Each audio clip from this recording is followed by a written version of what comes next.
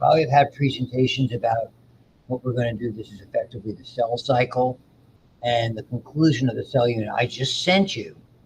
And I have to do it with messages when we do this chapter on bones. And I'll add other stuff tomorrow and Friday. Probably now and certainly I'll be adding other stuff to to your Blackboard. But this was just message to A and B from the same slide series unit. Very good on fractures, and actually the Welsh Hall from the textbooks that you have online has some very good diagrams of fractures. These have X-rays and diagrams when we get there. So just to give you some context of what's going on. Oh, and moreover, with regard to the exams, I've got to accumulate all the. I mean, now I have, other than the usual X number of students who miss for whatever reason, but that's all that. So it's probably about 100, 115, 120 students in these 4 sections. I'm surely over 100.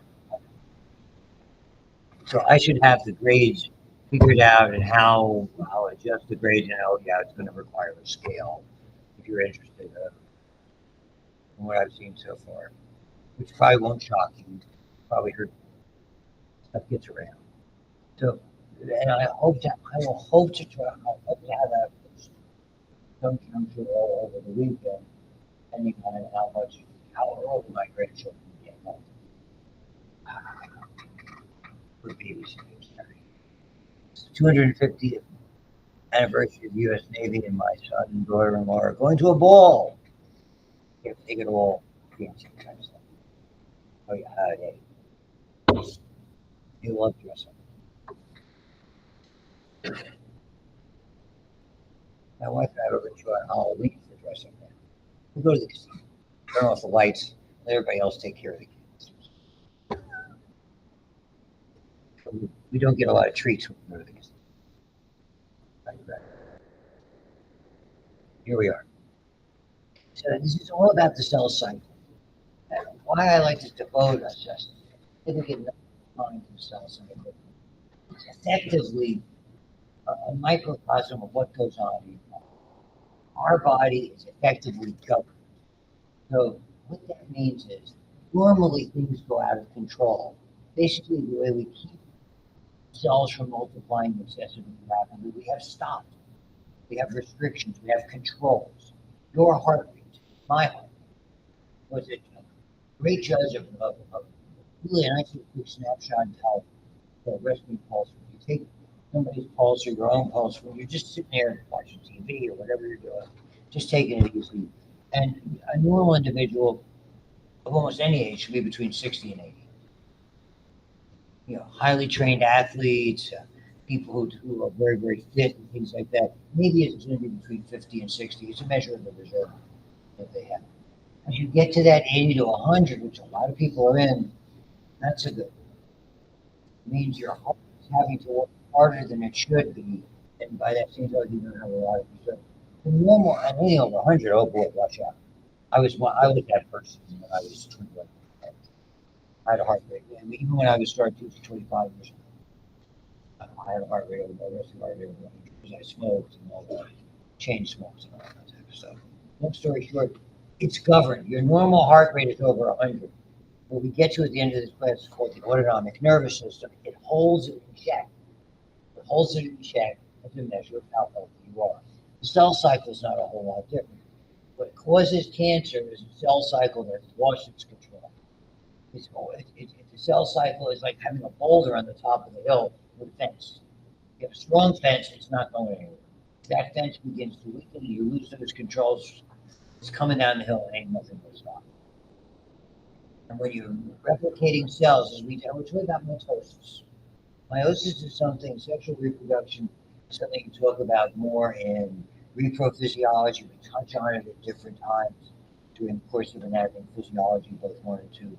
But it's all about mitosis. Mitosis is making identical copies. What happens when you start to do things too rapidly? You lose those controls. Like anything else in your life that you do too rapidly, you're more likely to make mistakes. It's just human nature and cellular nature. inevitably, the more mistakes you make, the difficult it is to correct them. Sooner or later, and you'll hear me say this again and again when it comes to things, how your body works, it's a numbers game. We have controls, we have remedies, we have surveillance systems that can, if aberrant cell somehow escapes controls, that can be grabbed onto and destroyed by it. You can only challenge it so many times. There's a limit. And for people who do stupid things themselves, like smoke 2 packs a day for 40 years, people who drink excessively, which I never did, I barely drink at all, people who don't take care of themselves, don't exercise, have a terrible diet, blah, blah, blah, under a lot of stress, all those things, effectively, you're generating more and more potentially aberrant cells.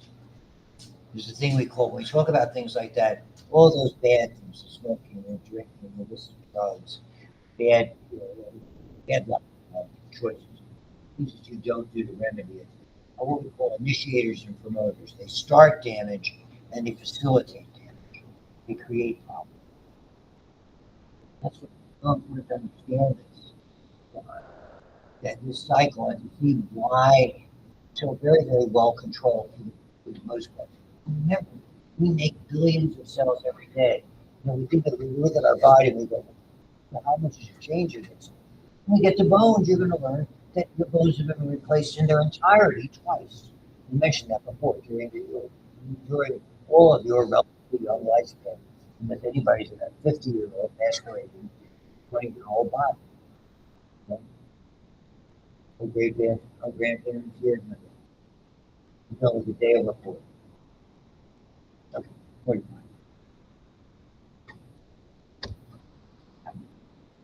Just joking. So begin to understand this, I think, is really very, very important for all of us. So let me give you the way I typically present. And if there's a moral to the story, don't do the stupid things that I did. Don't wait till you're 55 to see the inside of a gym for the first time, or eat, relatively speaking, healthy. Don't do that. The cell cycle undergoes from the time it is formed until it reproduces. It's all about making exact copies. This is what they told us when I was in school.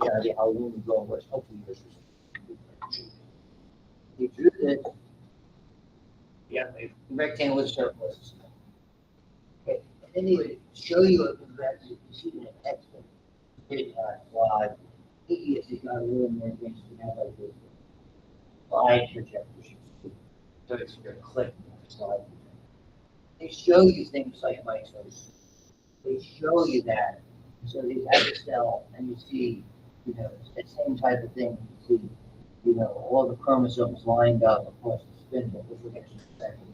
And a thing called metaphase, and they go, wow. This is interphase. Cells, yes.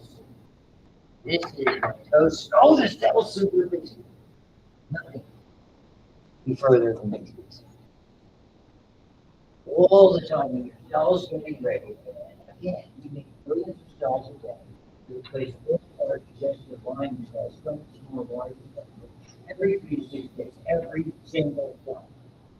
Billions and billions of cells every day. We're replacing, we're destroying, we're shedding, we're expelling, we're urinating, bowel movement, we're doing all those things for different cells. So to understand that interface, not only is the cell preparing or growing, not growing in a tangible thing, it's starting to see physical things. It's making more membrane, it's making more proteins, it's making more amino acids, it's making this, it's making that. It's making everything happen. It's making all the little precursors of it, DNA and RNA. And the main part is still doing whatever its job is. It's processing it, it's in the bloodstream, it's the urinary tract, whatever, glucose, whatever. The cell is still busy, even though it's not going to probably be there tomorrow. So interphase is this extraordinarily busy time. You'll see classically in the cases it's divided into 3 sections called G1, S, and G2. All of those effectively the growth stages, that and then mitotically the cell divides. Really, that's a limited period of time. Most cells 10 to 25% of the time during mitotic phase. And some people more. Obviously, one of those lining cells in the gut during mitotic. And that phase, you understand the important definition. When we're talking about mitosis, asexual reproduction. Mitosis is not cell division. Mitosis is nuclear division. Cell division is cytokinesis. It can occur during the mitotic phase and there are not equal. If you show nothing else in that exam, the wording is extraordinarily important. All about the way things are posed. Why? I have a lot of people unhappy with me today, and here, I'm trying to get acquainted with the need to be aware of that this is all about. You take life insurance and don't you? Can't go and ask the question of I feel understand the word. There's a difference between a but and or and and. There's usually any parts close. Ands and ors, neither buts. Words. But skill set in and of his own. I teach. A few things I was actually good at. So it was in gym class. Gym teacher. I always like when you dance, right? Some kind of like pullover shirt and the keys. Those were like, the only difference between him and the janitor is he's always like, listen up. I'm like, what are you doing, son? He says, listen up. You want me to listen straight ahead? I'll do that. I can even listen down. Take a lap. Take another lap. Oh, I get two of them, and does anybody else get one? I was the bane of the existence. They hated me. I was always the best in class.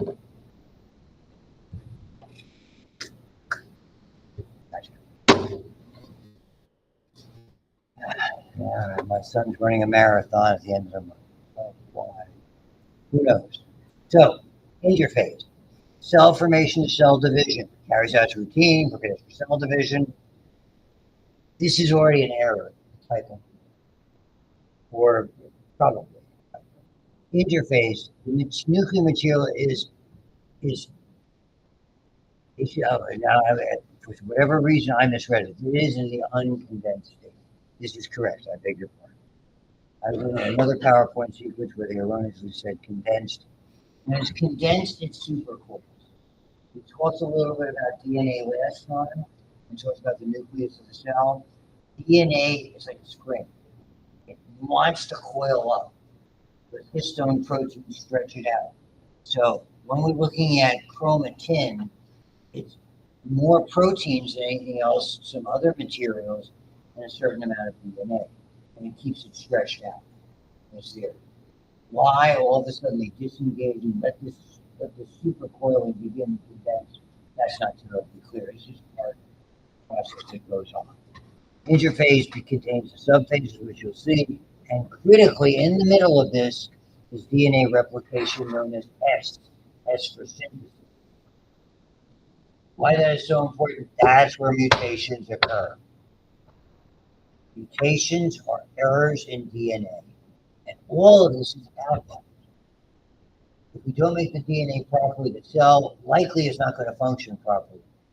Down the road in other classes, you'll learn about different kinds of mutations, and thankfully, most of them are not problematic. They're not always expressed. Sometimes it's just an error in DNA that's there. And if that's the case, the way the cell cycle works, it doesn't need that cell being destroyed before actually it's moved, for the most part. Thankfully, those safeguards also allow cells that are obviously going to be significantly damaged to be destroyed, where they may effectively create suicide or a process called apoptosis. APO, APOPTOSIS. It was like that little package of lysosomes explodes. It was like a suicide note. The cell can imaginary fingers and release that stuff and be destroyed. So that's important. So you begin, here are the phases. I used to have another slide sequence say growth one and growth two. They want to call it gap one and gap two. It doesn't matter. Just I do G1 and G2 and S. Vigorous growth. That's why the cell is so busy. Metabolism going on. Cells reach the stage of differentiation, meaning not only when most cells are continuously undergoing a process called differentiation. A lining cell on your skin is really not. A lining cell in your gut is really not. They are what we call relatively undifferentiated cells, meaning they're not terribly specialized. And you can just replace them as they are, and they all do the same thing. When you get cells that begin to differentiate as time goes on, this is many times during gestation, it's before you're born, cells begin to develop intricacies that make them very, very complicated. The best example of those are nerve cells and muscle cells, particularly skeletal and cardiac cells. Those are the cells that are most likely to become what we call highly differentiated and leave the cell cycle. And it's not go, it should be G sub zero. The zero should be down here at the bottom. G sub zero means they've exited the cell cycle. And it's a good news, bad news. The good news is, since they're no longer undergoing mitosis, they're not prone to have cancerous changes. When you hear about brain cancer, it's in connective tissue that supports the brain, not nerve cells. Extraordinarily rare to see muscle cells, cardiac or skeletal muscles. You probably see the skeletal muscle cells. And that's typically something that occurs that probably starts in birth from an error prior to birth. An error. It's got a fancy name you don't have to know. Called rhabdomyosarcoma. And it's extraordinarily rare and inevitable. So, I mean, these are, you just don't see it. That's the good news. What's the bad news? You can't fix it. Something goes wrong. And when it gets damaged, it's going to heal with scar tissue. We repair ourselves by replacing it. When we no longer can replace the tissue, we do repair it with scar tissue, which does not have the same, or for that matter, any function. Someone has the death of a cardiac muscle cell or a death of a nerve cell in their brain. There's typically from lack of oxygen, sometimes from other places, and it is inevitably major damage. Does it necessarily mean, I mean, we can have minor ones too, I probably shouldn't say it like that. But when a cardiac muscle cell dies, we have a word for it, it's a heart attack. Whether or not you perceived it or not, muscle cells have died, it's not the same. Will it affect you? Not necessarily. Same thing with a stroke. And the fact that the cell has died doesn't necessarily mean it's going to be impacted. You might be as sudden as this happens a lot with people, heart attack, I feel, oh, a little chest pain, and it went away. Then you might have a sharp pain in your kidney. That might be a little piece of the kidney. Something we call an infarction. That's a blood clot. It doesn't allow oxygen to get to it. The same for a stroke. Someone might feel a sudden period. These are things that happen to some degree of frequency. It doesn't always mean that we're going to have major damage. Someone's not going to collapse or suffer, or they may suffer significantly. It's all a matter of degree, but it's never going to get better. That whole grandma had a light stroke, but she's fine now. She had a stroke. It was damaged. Did it impact her? That's a whole different argument. Most of the time when they hear about the quote unquote light stroke, okay, that's something called a TIA, or transient ischemic, or episode. That's when all of a sudden, that means lack of blood supply is there. It's like an alarm clock going. You better do something about this before it's too late. Effectively. So cardiac related, blood vessel related, etc. So that's the whole nugget on differentiation is there. Okay. What's happening during that phase of the cycle? It's building all these things at the same time, developing certain kinds of what I like to call waste products that are effectively different proteins, and you see the name in a second, They're called cyclins, cyclins, and those, if they accumulate properly, they're going to eventually allow the cell cycle. It's almost like the signal we have all the membrane, all the proteins, all the building blocks we need. Now we can S phase, DNA replication. Once it gets after that, the second phase is more surveillance. Are there mutations in DNA? Are the interior of the cell being properly assembled? All of those kinds of things. Is this really going to be a viable entity? And the same thing is going to be happening. It too is going to make proteins in the form of waste products, again called cyclins, and they accumulate appropriately. Everything is good. It's going to proceed to undergo mitosis. If it does not, that's when that apoptosis occurs. So we have a lot of safeguards for this. You'll see it here. This is the idea. We're going to get into what happens in mitosis. And really, that's things that you heard before. It's the basic things to remember. We'll see those in a moment. And so here it goes. So here's G1 or growth phase. That is the G1 checkpoint or restriction point. That's the critical piece. That's the one that establishes, is the cell ready to actually replicate DNA, or all the structures there. That is the one that is the hardest to bypass. Once these chemicals accumulate, metabolically speaking or molecularly speaking, it'll pull that away and it'll allow the cycle to continue. DNA will be replicated, maybe mutations occur, hopefully not. We'll have growth and final preparations for division. Everything is going to be checked and double checked to make sure everything is okay. And if it is, and again, if those products accumulate sufficiently and appropriately, boom, that next checkpoint. Well, and they call it the G2M, because effectively it's releasing it from G2 to go into M phase or mitotic phase. And then we're going to go over a bit about, really the hallmarks of mitotic phase, which are very easy, I think, to remember. So all of it, and they talk about here, I don't go into all this stuff. If you page through or scroll through these PowerPoint slides, you're going to see how proteins are assembled. They'll talk about all sorts of interesting language. That's what ligases, polymerases, and urases. I mean, that's molecular biology. We teach it to our bio majors. It is very confusing. They talk about various sites. And they'll go into things called codons and anticodons, which are part of genetic code. All of it is valuable. It's more than you need to know at this point in time, I think. This is the kind of stuff we've talked about with health science and nursing people who get students that are here. And we talk to their departments and they say, really, you don't have to go crazy about this. So I don't. Somebody might, but I don't. These things. Remember, DNA splits doesn't matter because it's anti-parallel. You have two identical strands, one upright, one pointing up, rather one pointing down. It doesn't matter which strand you use. When they separate, we call it like a fork. Separate. So it's that air is going to replication. The bubble of all of these things going on as it's replicating, really typically using both strands that are there. That bubble area is the area generally of replicate. You'll see it. And that's when you get things like this. Polymerases.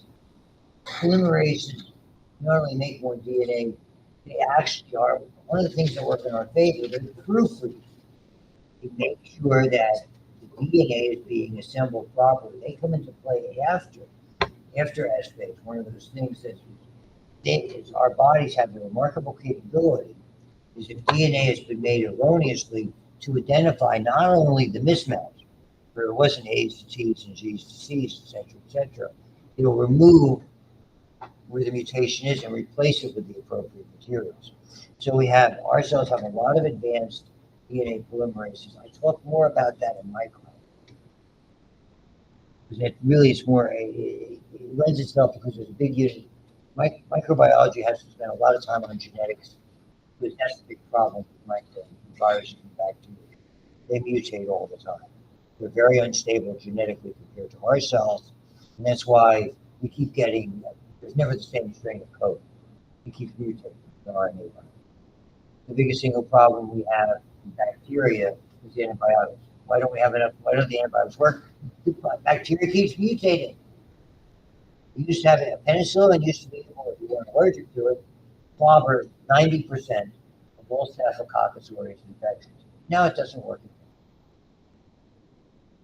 70 to 90% of these have effectively evolved twice, and we're dealing 70 to 90% of the time. There is some type of resistance, typically something called MRSA, which you'll all hear about if you haven't yet. It's methicillin-resistant Staphylococcus aureus, and it is an absolute freaking bear. So again, two identical daughter DNA molecules. You're semi-conservative. What does that mean? It's the difference between cloning and what we do. You always have a new strand and an old strand. So we're conserving some of the old DNA and only making half the new DNA. So, for instance, if I took cloning would be if I took this and put in a photocopier, made a copy. Now I took the copy, not the original, and I copied that. Then I took that copy and copied that, and so on and so forth. I got 20 copies. It was data. I couldn't read the answers. Cloning, what happens is the DNA begins to degrade. Semi-conservative replication makes that less likely and less frequently. It's better over time. So that's part of the idea behind that. This is that replication fork and bubble stuff. Who cares? I mean, it's leading and lagging strands.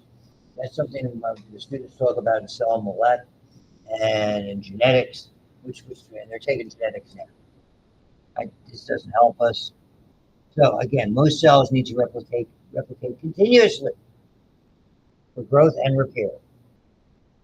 Those are the cells that don't. This is the scar tissue, which brings us to M phase. Two different parts: mitosis, nuclear division, cytokinesis, the actual separation of the cells. And so effectively, and you had a lot of this stuff before. The way I remember it, I used to have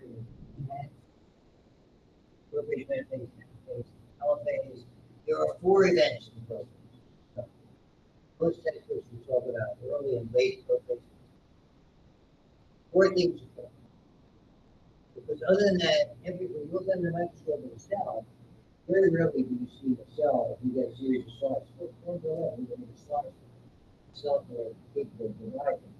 You rarely see it. Okay. You have to basically see division. You have to look at like fishing, or you look at plants that are actually growing. That's when you see evidence. What are the hallmarks? They all look the same. You can't help complain or anything like that. In prophase, four things happen. One, chromosomes appear. That's what they extend. Again, light can't put means is effectively the chromosomes are there. They condense and foil that much light doesn't get done.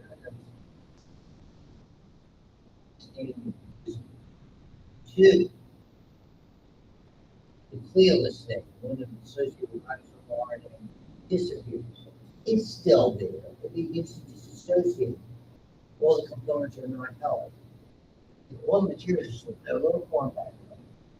Same thing true with the nuclear membrane. That's just literally done all at the same time. It's a gradual process depending on how rapid the sun. The nuclear membrane disappears. And lastly, we're probably earlier, but when it really happens, basically begin to see the spin. If you remember that animation I showed all the groups there. Effectively, that can assemble and disassemble. It's visible as it starts to assemble. We start to link those individual, what they call tubulin units, make them as microtubules, which is all they are. And again, once they're there and they're dense enough, they become visible by whatever means you're using to visualize them. So we'll go over them. So those are the four events of prophase. The end, telophase, reverses them. So if you remember those four, just remember that the reverse is true for telo or telophase. Nuclear membrane shuts back up, the nucleolus makes its appearance, it disappears, and the chromosomes are no longer, they uncondensed, they become that chromatin, this thread-like structure. Metaphase, the easiest, Big M for middle, big M for metaphase. All the chromosomes line up in the middle, ready to divide. And anaphase, which is the shortest, they quickly separate. And they separate by their attachment called the centromere. So the division of the nucleus, duplicated, the DNA has already been duplicated in S phase. And here they are. They all authors separate this into early and late. Early prophase, the chromosome condenses, visible. They're called sister chromatids. So the chromosomes are in pairs. They're pairs, from one from mom, one from dad, whatever the number is. And what happens here when we begin to see them now, mom chromosome for, let's say, number 22 has duplicated, and the dad chromosome for number 2. Really, there's four separate chromosomes that are there in this thing that they're going to show you. And they're held together by something called the centromere in the middle, which is a nugget of protein. And that's how it attaches to the spindle when it gets there. So the centrosome and its duplicate begin synthesizing microtubules. The centrosome, and the names are confusing because you have centromere, mere for the middle of the chromosomes. The centrosome is near the nucleus. What does it do? It has those centrioles, another name, and I try to stay away from them, that produce those. That's where the microtubules come from.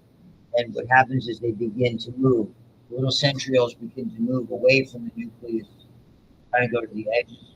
And then that spindle, which is like a giant clothesline, comes about. And here's the nuclear envelope. Again, breaking up. It's just, again, they call it that. We know if it breaks up, they're just not close enough to each other so we can see them microscopically. And then the microtubules, and they call it kinetochore, and that has to do with how the things move. And no one cares about the mechanics of how they separate. So, again, depending on the level art, I'm sure my colleague who teaches the cell and molecular biology and genetics, they're going to have to know all this literature.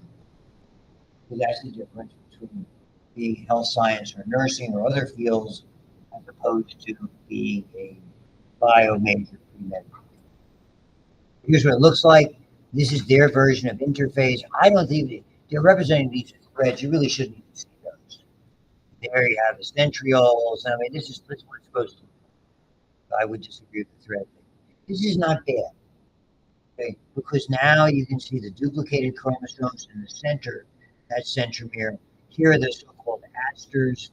This is when they're beginning to go to the opposite poles, creating that microtube, the mitotic spindle made of microtubules. You can see the dissolution of the nuclear membrane because you can't see it. Little fragments all over the place. That nucleolus has disappeared. Who knows where it went? And voila, that's prophase. We just dominated that centromere of that cell is dominated by the spindle, the chromosomes, and them lining up. Which brings us to metaphase. It's called the metaphase plate. Classic, easiest thing in the world to see microscopically. Slam dunk easy. They line up there and then they divide. Again, all about being the same every time. The opposite when you study meiosis, sexual reproduction, it's all about diversion. We don't want them to be the same. There's a variety of steps in that process, in prophase, particularly to ensure. You can often see similarities, but you rarely see identical twins. That's because they're genetically identical. You see fraternal twins that are not genetic. But you see a family that goes through my wife's first husband, they had 4 boys and a girl. The older 3 boys, you can tell for sure. You see, they're all brothers. They're not the same height. Body structures are a little bit different, but just not even a question. The next boy, does not look. He has some similarities, but distinctly does not look the same. So that's the idea. We're looking for diversity. Not that you can't see that there's a resemblance. Okay. I resemble my mom's side. height was in my dad's. I have one's deceased. The other one I will always proud. I'll tell you. Dad had brother and sister. Sister, dad on that side was like 6 feet tall. And you know when the mom is tall, you get tall. Her son, he's the one I was. My uncle, who's more my height, his wife was. His son, which is no longer with 6'3" or 6'4". Me, 5'8" at best, and shrinking. I demand a read. My dad was 6 feet tall. My kids are tall. I feel my daughter wears.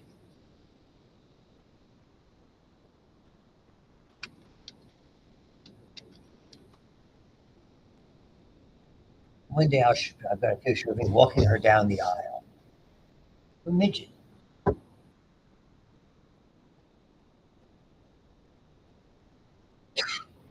So here's the idea. Anaphase is the shortest. They pull, they separate. Here you go. Boom. Here. Telophase. Chromosome movement stops once they're pulled to either side. That's all that matters. At the opposite ends, everything changes. Chromatin reforms. It uncoils. I mean, basically, it uncoils nuclear membrane. It's not so much new. It's just reforming. Same thing with a nucleoli. Just reforming. The spindle disappears, reversing those 4 events. Know the 4 events that happen.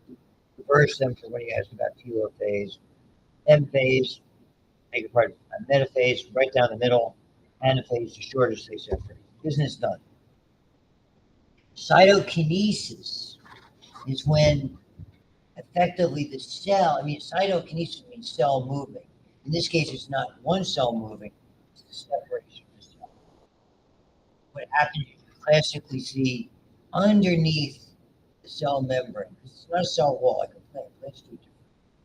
Actin filaments start to pull and tug. They're sort of the under. Well, in any event, they rearrange and pull and tug. Best analogy for that is if you blow up, you try to twist it like making a balloon pop. You know how you start to turn it and it begins to develop that crease? That's called a cleavage curve. It's the same kind of thing that's going on. Effectively, what happens, picture that furrow deepens and deepens to the point where the membranes on either side separate and then come together separately. Now you have 2 separate cells. Remember, it's not a wall. Cell walls are kind of different. They actually build the wall and build the membranes under it. So and that's the kind of stuff you learn like Bio 101, basic biology, general biology. We call it principle of biology here. Here it is. It's contractile ring, cleavage furrow, all the nucleolus and all those guys reforming, etc., etc. Again, you don't get a lot out of that picture. It's not that much. This is the idea of the control system. It's a wonderful system of control. Why is really army alert? Something happens. That's what's easy enough to do. It's open. You guys get this thing on your phone? Yeah, they're telling you.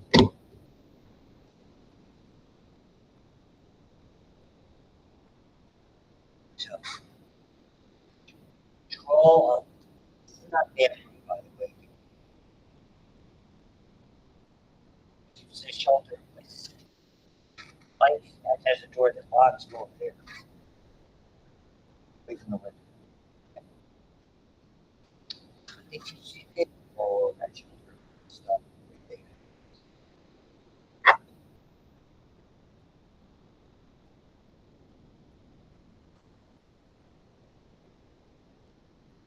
Did you see it alert on?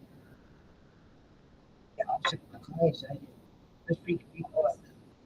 What's this one? I think they're testing system. Fire trucks. I mean, I started teaching when they had that terrible shooting in Virginia Tech. Somebody has oh more than 50, that's like 17 years ago, and that we do a thing called convocations, like an all-day faculty meeting. I mean, they got up, and we spent the whole morning going over that. Yeah, every 2 or 3 years, cycle. You're sitting there going, oh my God, please. Listen, peace. You know? So these are the go and stop signals, things that are important. Circuit the volume. You probably heard this explained before, but cells, we never have giant cells. When our cell growth is basically growing in number. Our cells reach a critical mass where they can't grow anymore. The cells can only grow if they have enough surface area. So think of a roof, a floor, and 4 walls, like this room. As long as the materials could get into the middle of the room and sort of halfway up to the ceiling, fine. And we can get it from the walls or from the floor or from the ceiling. But if we doubled, imagine, if we made this room like an atrium twice as tall, all of a sudden, remember, even though we've increased the surface area, we've increased the volume disproportionately more. The volume cubed, the surface area is marked by not even squared. At that point, it would be harder to get enough nutrients for the ceiling and the walls and get enough waste products out. That's why, an elephant or a whale is disproportionately larger than we are. Our cells are relatively similar. They're not, if the whale's X number of times bigger, the cells are not X number bigger. They just can't. So one of the things that makes cells divide is the surface to volume ratio, other factors, growth hormone, insulin, there are things like that clearly are going to make cells grow. We use those all the time when you're injured. You're going to, when you're growing, some of the younger, some of the first year students, boys particularly, still be growing substantially, might I add. Okay, let's talk about that a little bit when we get to bone. And then the last thing is what makes things stop is usually contact inhibition. We grow cells in culture in a lab, a beaker, or a flask. They'll grow flat.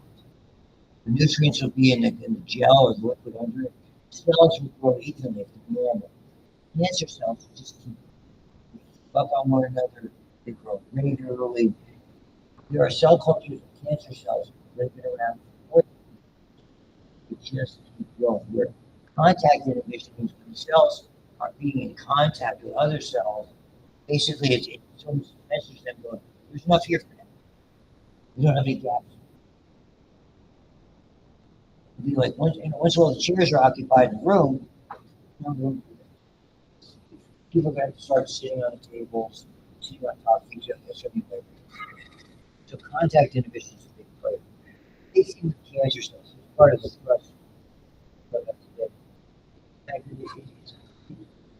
There's no restraints. And all of those things in that cell cycle, all these things those restriction points, they're gone. Just keep growing. If they grow more regular or aberrant, if they use it more, just keep growing. Because they lose all these controls in really bad cancers. That what I was telling you about, basically goes to the notified person very quickly. Those kinds of things are just terrible. By the time typically been aware of they've already spread like that.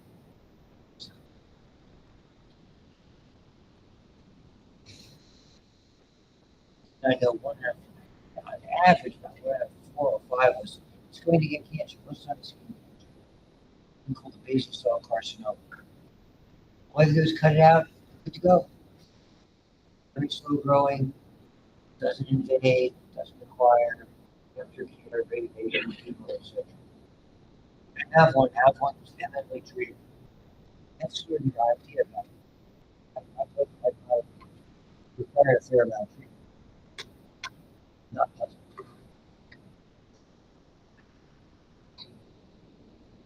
I have the best urological cancer doctor in the city. God bless him. That's why I'm here. Unfortunately for you, talking to cyclins. Those are those proteins. I think they're like waste products that accumulate. I know they're proteins. They're generated by these proper materials. You don't have to know. it's a long name, cyclin-dependent kinases. They complex, they join with other enzymes. And effectively what that does, okay, is once that complex occurs, at that point, it's going to be that stop. Like it's going to proceed until its next stop. And over again, the cycle is going to proceed. And once they undergoes mitosis, all those cycles are destroyed. So all so these cycles get started.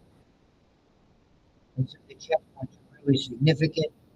G1 is the most important of all those checkpoints. Okay. Typically, it means it'll enter. Now they have the G sub 0. Reality is that if it is a cell that is not all ready to go, it just it's a little simplistic concern. You should know that G sub 0 means say it exits the cell cycle. Sometimes what's that associated with? You want to know the example of cell skeletal. Same thing is wrong for this is the problem of how they assemble DNA. If you want to go through this, if you're interested, depending on where you're going, you might have to learn more about it. I just think it's more material than we need. Basically, this is the part, and if you want to summarize it, this is what you do. It's all in three, you don't do the three-letter stuff. You talk about DNA triplets, and they lead to codons, and the genetic codes, and something really in the language of RNA. And down the road, we'll talk about exons and introns again, especially about micro, what it means. One of the things we have in our cells, when our messenger RNA is made, it's very, very long. It has a lot of what are called insertion sequences, known as introns. This is more what we call regulatory DNA. It doesn't make genes that make protein. It's not part of what you can be transmitting. So effectively, those are chopped out inside the nucleus and spliced together, they're called exons. So again, it's one of these safeguards because if a mutation happens to occur on one of these introns, it doesn't so tree, woods, make a sound, false. That's it. They have a fancy name called silent mutations, that reason. Even though it's an error in DNA, nothing. And you get a little bit more about that in my book. But I didn't get a lot out of this. This is what I wanted to show you, and I'll come back. The two steps, transcription and translation. Transcription is just that. It's DNA making messenger RNA. The exact code to assemble the protein. And then for all the genetics that goes on, they check stuff out. Once that messenger RNA leaves the nucleus, okay, then basically it goes to a ribosome and it assembles polypeptides, generally polypeptides, and when they come together, they make proteins, and that's called transcription. That's the thing to do. As we reverse it, so this is what happens. Messenger RNA, what it is technically the transcription. Language of DNA and converting it to the language of that message. The ribosome and RNA, again, along with proteins, makes where this all occurs, the ribosome. And the transcription, its job is to pull the amino acids out of the area in the right order so that they assemble appropriate polypeptides. And that's where you see names like codon and anticodon. I'm not going to. It's not hard to do. This is what I mean. Here's transcription making messenger RNA. It's technically called pre-messenger RNA. You know, and it's short. Even in an illustration like this, it's short. And here are the ribosomes. Okay. Once it leaves by those nuclear pores, it bonds to one or many ribosomes. And undergoes translation, and the polypeptide or protein is generated. And then there's a different talk about more advanced biology courses for majors and for med students. They need to know this stuff for their hands to get into medical stuff. We didn't even know about any of this. This was actively, I got my doctorate for this stuff was in its infancy. So all those things. And so there's so many of these different factors. These we study. A lot of them, particularly this guy, RNA polymerase, just to give some context. Studies into that, in a particular type of it, back about 15 years ago, won Nobel Prize. Okay?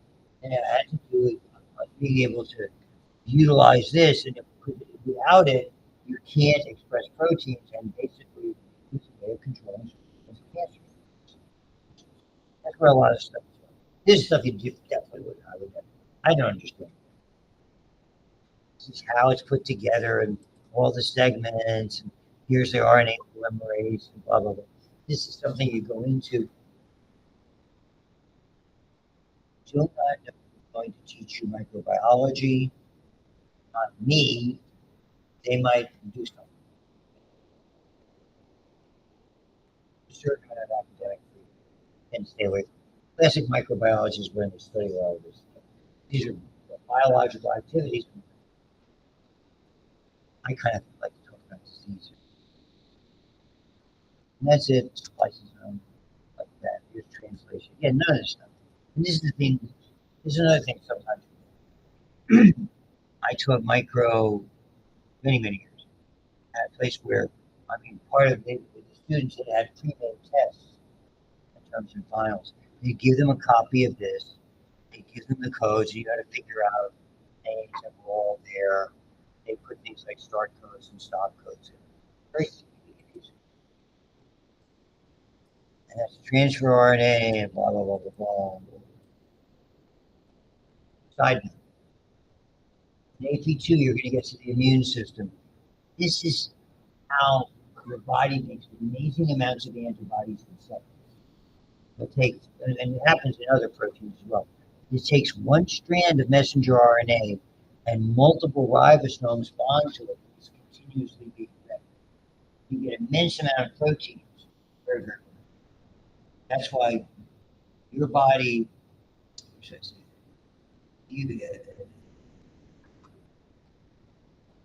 typically will start, that process will start in 2 to 3 days.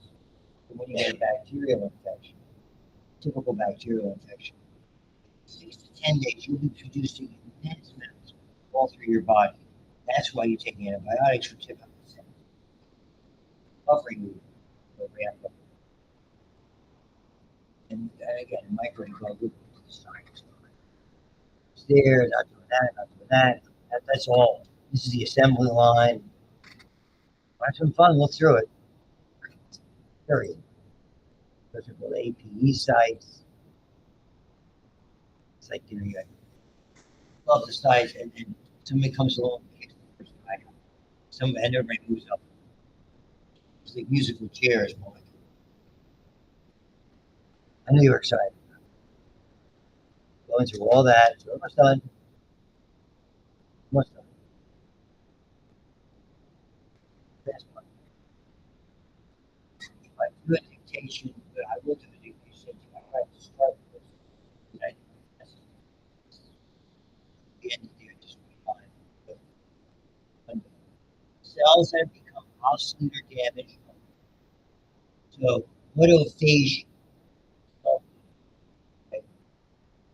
Composing of non-functional organelles and stuff. Okay? So it doesn't have to be enough cell, but mitochondria have lifespan. All of those organelles we talked about. A lot of them are just gobbled up. We misunderstand the nature. You have a skin cell that lives 30 days. Start to finish. We describe it. Again, gut cells 3 to 6 days. During that time, depending on how busy the cell is, those organelles muscles are always there, but when you're exercising, you build up a ton of mitochondria. Muscle is enlarging cells, bigger cells. needs more mitochondria to support. All of a sudden you get injured, but hey, I'm going to take a break for 1.5. It's not like cells, mitochondria don't go away, not being used. And then you degrade them. Unneeded, altered, or damaged proteins have another protein that would another name. That is basically a tagging structure. Okay? And again, these are called proteasomes. Basically, they break these proteins apart. You don't really have to know that particular step. Just give you an idea. It would be naive to think that we make so much stuff that there wouldn't be a means to dispose of. It's not like once we make it, they're here.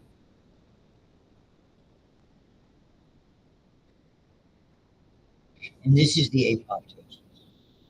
Programmed cell death. These, again, cells that have been damaged by infection, cells that have reached their best life, so to speak. Your red blood cells last 90 to 120 days. In your spleen and your liver, we gobble those up. We recycle everything at all. And we just make new ones. Okay? So and some of those basically are induced by this process called apoptosis. Also, the way sort of in the cell cycle, you get to, particularly in that second checkpoint, basically it'll do it as a release enzymes. But this is a bad cell. We're done. So mitochondrial membranes leaking chemicals and activates caps, bases. They degrade the DNA, dead cell shrinks, phagocytize. Just no apoptosis programs. That's it. So I will send you my introduction to bones. To get out a little bit early because you're some stress with these. I'll be back here on Wednesday